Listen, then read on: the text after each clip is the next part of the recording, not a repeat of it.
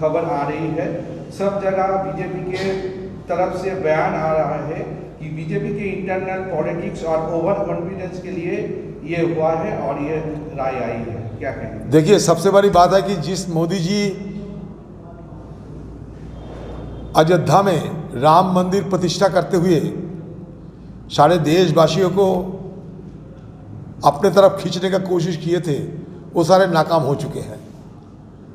और उसी दिन हमारे हिंदुस्तान की 4 शंकराचार्य, उनको ये कहना था कि ये जो कर रहे हैं मोदी जी, इनके लिए उनको भुगतना पड़ेगा, इसका खामियाजा उनको भुगतने पड़ेगी। उसी दिन हमारे शंकराचार्य साहब हिंदुस्तान के सारे कह दिए थे। और देखो, आज अयोध्या में जहां राम मंदिर प्रतिष्ठा की मसले को सामने रखते हुए सारे देश में एक ध्रुवीकरण की सियासत करने की कोशिश किए थे, वो सरासर नाकाम हो चुके हैं। तो ये बीजेपी पार्टी तो सिर्फ मोदी और मोदी निर्भर और साथ में अमित शाह, ये दोनों पे ही ये निर्भर करते हैं बीजेपी पार्टी।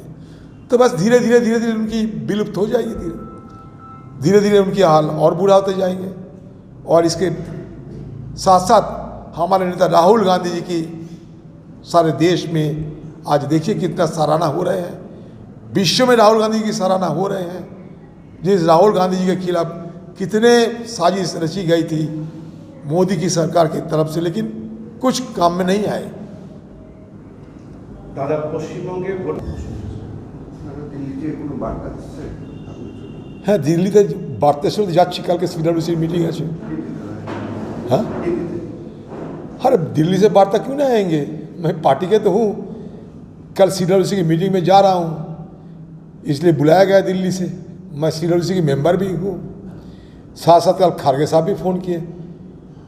ये मेरे साथ मेरे पार्टी की कोई दूर नहीं बनी। ये जो अफवाह फैला जा रहे हैं ये बेकार बात है। ये अनाप शनाप क्या आप बोलते हैं मुझे पता नहीं। कल खारगे साहब ने खुद फ़ोन किया था। आज मैं दिल्ली जा रहा हूँ, कल दिल्ली वालों को कह दीजिए कि हमारे सीडब्ल्यूसी की मीटिंग में मैं शामिल हो रहा हूँ। और क्या दादा, नीतीश कुमार की पार्टी जेडीयू ने कहा है कि केंद्र सरकार को अग्निवीर स्कीम के बारे में रिव्यू करना चाहिए और कांग्रेस के भी यही स्टैंड है, आप क्या कहना चाहेंगे? हमारे पार्टी की स्टैंड तो यही है। राहुल गांधी जी शुरू के दिन से इस मुद्दे पर लड़ रहे हैं, आज से नहीं। जिस दिन अग्निवीर ये जो मतलब स्कीम चालू हुई है उसी दिन से राहुल गांधी इनके तो विरोध में लगे हुए हैं। और हमारे जो पार्टी का जो इश्तेहार, अगर इश्तेहार में आप देखोगे, गौर करोगे तो ये पता चलेगी कि ये अग्निवीर स्कीम को सत्ता पे आने के तुरंत बाद हटाने के लिए हम लोग आम लोगों को जवाब दे चुके हैं। तो ये कोई नई बात नहीं है हमारे लिए, ये तो हमारे पार्टी के बराबर की स्टैंड है। कोई नई स्टैंड लेने की कोई जरूरत है ही नहीं, ये हमारे पार्टी के मैनिफेस्टो में लिखा हुआ है। दादा, चंद्रबाबू नायडू ने कहा है कि टीडीपी पार्टी ने कहा है कि आंध्र प्रदेश में मुस्लिम रिजर्वेशन जारी रहेगा। बोले दीजिए और कत बोलो। ইস্যু পেছে মাইনরিটিদের বললো যে ভাইকে জেতাও, ভাই এসেছে, দাদাকে ভোট দিও। এটা নিয়ে কি तो ওরা যেটা বলেছে সেটা বলেছি। ऐसा प्रचार में थे, क्या करें। प्रचार के दौरान ये बहुत सारे कला अपनाए जाते हैं। तो दीदी की कला ये है कि सांप्रदायिक ध्रुवीकरण करना इस क्षेत्र के अंदर, क्योंकि हमारा जो बहरमपुर लोकसभा क्षेत्र है 66% मुस्लिम पॉपुलेशन है, इसलिए उनको भड़काने के लिए इन्होंने कहा कि भाई हर बार तो दादा को देते बस मैं भाई को दूँ। लेकिन फिर भी वो कामयाब नहीं हुई, क्योंकि एक बड़ा हिस्सा मुसलमान पॉपुलेशन की वो मुझे वोट दिया, दुआ किया, मदद किया। और इसके साथ साथ ये सत्तारूढ़ पार्टी खुद हिंदुओं को कहने लगे कि जिनको हम उम्मीदवार खड़ा किए हैं मुसलमानों के बीच टीएमसी और कांग्रेस में लड़ाई के चलते वो हार जाएगी। हिंदुओं, आपके लिए बड़ी सुनहरा मौका है, आप बीजेपी को जिता दो। यही टीएमसी हिंदू की इलाके में जाकर यही कहा, क्योंकि उनका एक ही मकसद थे कि किसी हालत में अधीर चौधरी को हराना, और वो कामयाब हुई। नहीं तो एक पार्टी किसी को कहते हैं कि मुसलमान को वोट दो, हिंदू को वोट दिया और नहीं, और दूसरी तरफ हिंदू को कहते हैं कि मौका सुनहरा है, बीजेपी को जिता दो। ये सारे को जानकारी है ये। इसलिए पिछले चुनाव की मुकाबला इस चुनाव में, पिछले चुनाव की तुलना में इस चुनाव में बीजेपी पार्टी की 2.5 गुना वोट इजाफा हुई है, और इसी के चलते मैं हार भी गए हैं। अगर पिछले जैसे हिंदुओं की वोट मेरे पास रहते तो मैं नहीं हारते।